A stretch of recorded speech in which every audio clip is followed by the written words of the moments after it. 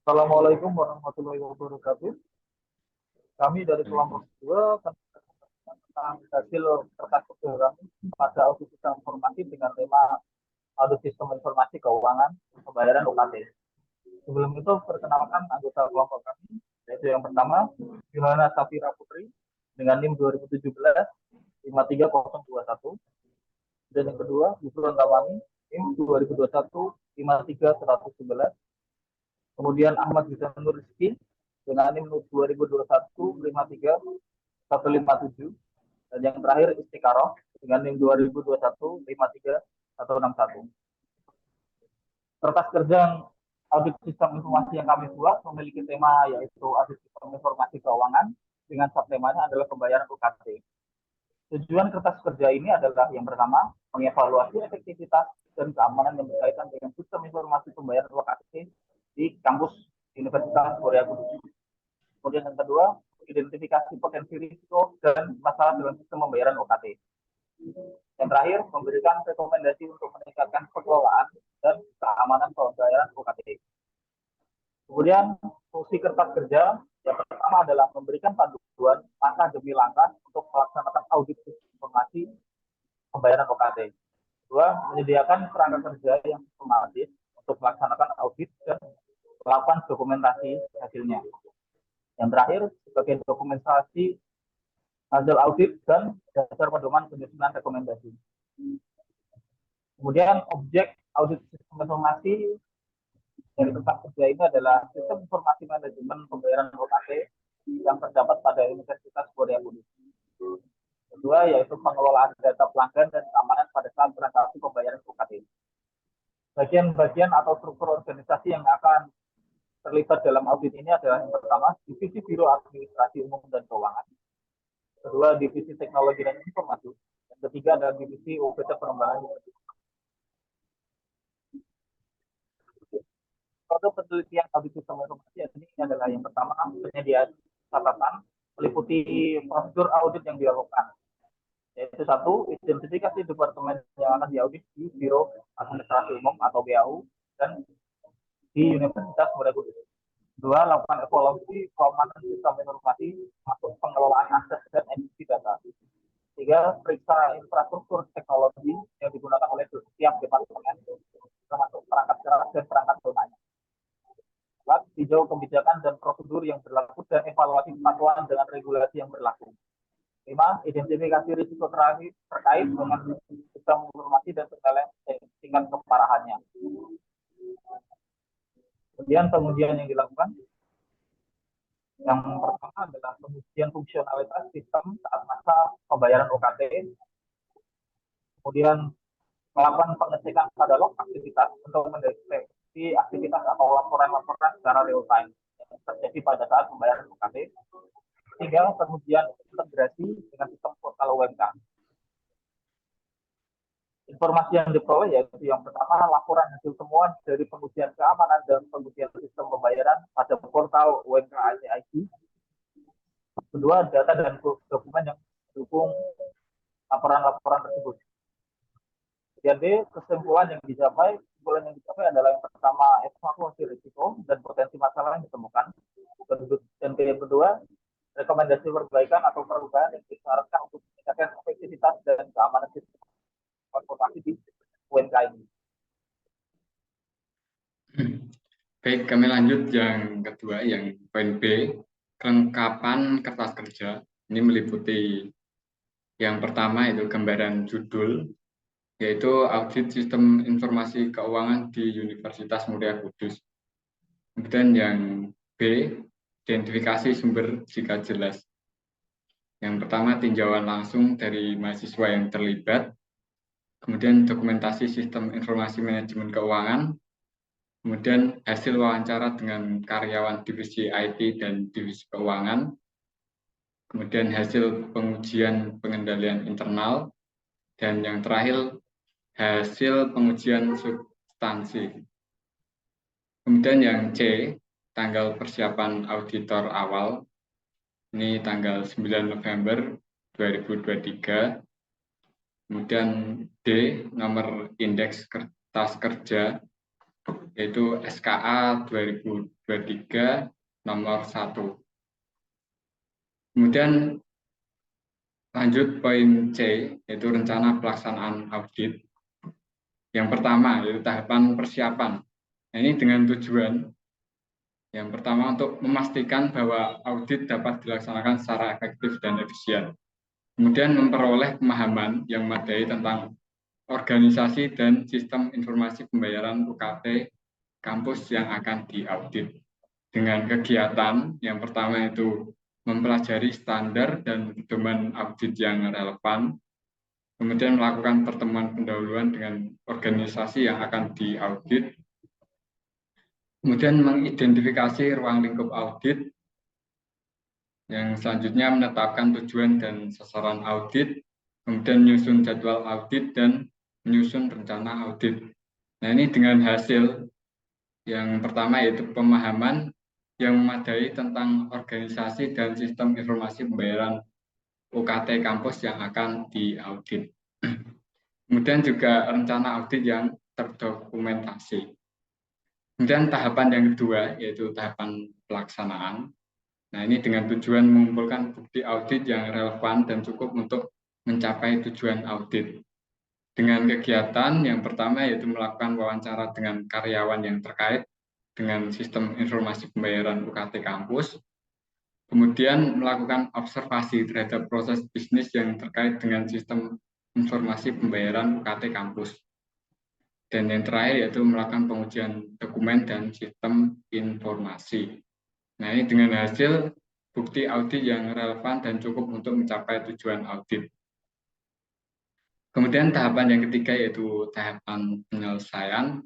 Nah, ini dengan tujuan untuk menyusun laporan audit yang komprehensif dan informatif, dan juga mengkomunikasikan hasil audit pada organisasi yang akan diaudit. Nah, ini dengan kegiatan menyimpulkan hasil audit, kemudian menyusun laporan audit, dan melakukan pertemuan penutupan dengan organisasi yang akan diaudit. Nah, ini dengan hasil laporan audit yang komprehensif dan informatif. Selanjutnya, D. COVID. Pertama, A. Governance objektif yang terbagi dalam domain evaluate, direct, dan monitor atau EDM. Topik, optimasi sumber daya informasi. Pertanyaan yang pertama, bagaimana organisasi mengelola portofolio sumber daya informasi untuk mendukung keamanan informasi? Yang kedua, apakah ada proses tertentu yang diterapkan untuk memastikan efektivitas dan efisiensi penggunaan sumber daya informasi? Yang ketiga, bagaimana sumber daya informasi diintegrasikan dengan kebutuhan keamanan informasi? D. Manajemen objektif yang terbagi dalam domain. Yang pertama, Alike, Plan, dan Organize atau APO. Topik, proses bisnis. Pertanyaan pertama, apakah proses bisnis pembayaran UKT telah diintegrasikan dan disederhanakan untuk mendukung keamanan informasi? B. Apakah proses bisnis pembayaran UKT telah direncanakan untuk mengurangi resiko-resiko keamanan informasi? Yang terakhir, apakah proses bisnis pembayaran UKT diuji secara berkala untuk memastikan efektivitas dan efisiensi? Yang kedua, build, acquire, and implement atau PAI. Topik portofolio sumber daya informasi. Pertanyaan yang pertama, apakah portofolio sumber daya informasi organisasi dikelola untuk mendukung keamanan informasi? Yang kedua, apakah portofolio sumber daya informasi organisasi dikelola secara efektif dan efisien? Yang ketiga, apakah portofolio sumber daya informasi organisasi dipantau secara berkala untuk memastikan bahwa memenuhi kebutuhan keamanan informasi? Yang ketiga, deliver service and support awareness. Topik keamanan data. Pertanyaan yang pertama, apakah data pembayaran UKT dienkripsi saat disimpan dan saat ditransmisikan? Yang kedua, apakah akses ke data pembayaran UKT dibatasi hanya untuk orang-orang yang terwenang? Yang ketiga, apakah data audit trail untuk semua akses ke data pembayaran UKT? Yang selanjutnya, topik keakuratan data. Pertanyaan pertama, apakah data pembayaran UKT direkonsiliasi secara berkala? Yang kedua, apakah ada proses untuk mengidentifikasi dan memperbaiki kesalahan dalam data pembayaran UKT? Yang ketiga, apakah data pembayaran UKT diperbaiki secara berkala? Selanjutnya, topik kelengkapan data. Pertanyaannya, yang pertama, apakah semua data pembayaran UKT yang diperlukan telah dikumpulkan? Yang kedua, apakah ada proses untuk mengidentifikasi dan melengkapi data pembayaran UKT yang hilang? Yang ketiga, apakah data pembayaran UKT disimpan dengan aman dan mudah diakses? Selanjutnya, topik kecepatan proses. Pertanyaannya, yang pertama, apakah proses pembayaran UKT dapat dilakukan dengan cepat dan efisien? Yang kedua, apakah ada proses untuk mengidentifikasi dan menghilangkan hambatan dalam proses pembayaran UKT? Yang ketiga, apakah proses pembayaran UKT dimonitor secara berkala untuk memastikan bahwa kinerjanya memenuhi target? Selanjutnya, topik ketersediaan layanan. Pertanyaannya, yang pertama, apakah layanan pembayaran UKT tersedia setiap saat? Yang kedua, apakah ada proses untuk mengidentifikasi dan mengatasi gangguan pada layanan pembayaran UKT? Yang ketiga, apakah layanan pembayaran UKT diuji secara berkala untuk memastikan ketersediaan dan kinerjanya? Selanjutnya, yang keempat, monitor, evaluate, and access atau MEA.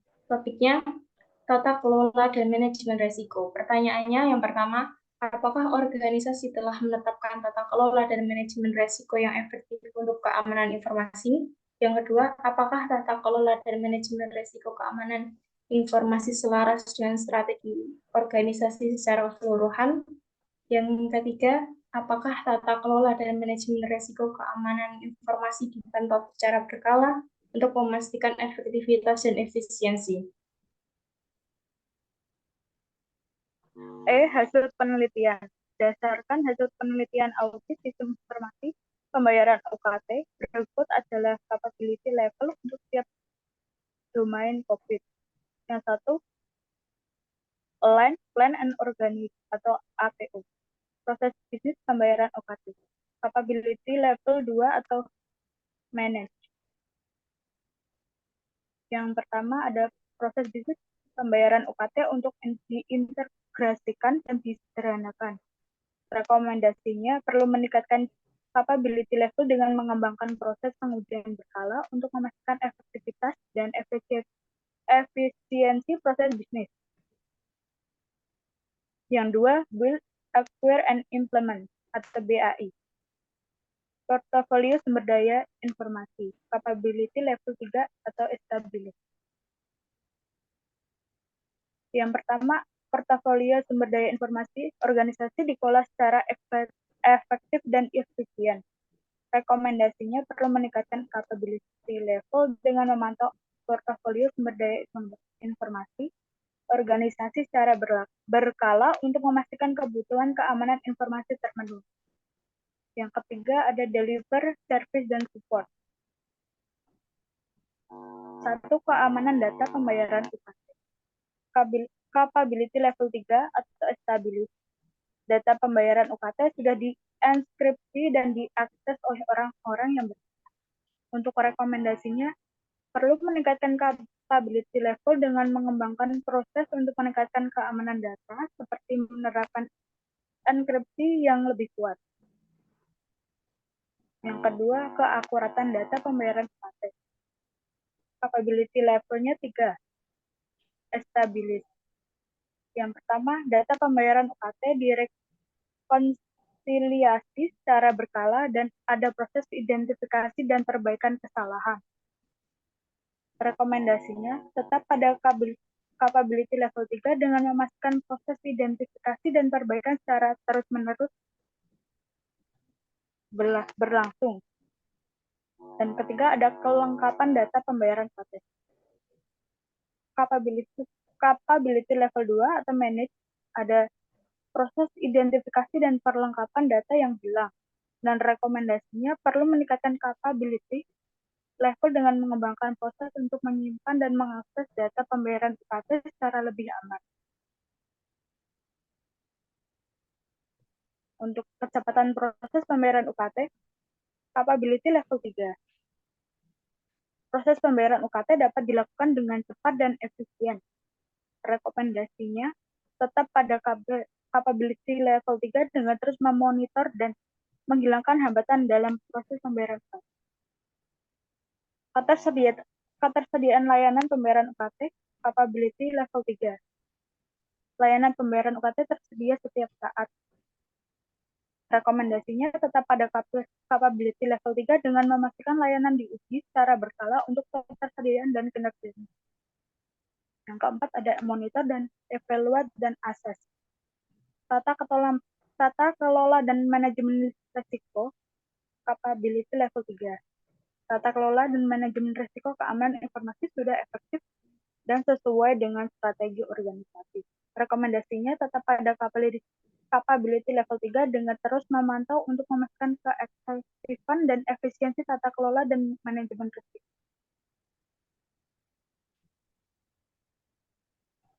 Keterangan capability level 0 adalah non-existent, 1 adalah initial atau default, yang 2 repeatable dan intuitive, dan 3 default process. Untuk 4 management dan measurable. Yang kelima optimist. Kesimpulannya dengan pemenuhan rekomendasi organisasi diharapkan dapat terus meningkatkan tingkat kematangan atau capability level dalam setiap domain publik dan memastikan keamanan serta efisiensi sistem informasi pembayaran. Terima kasih.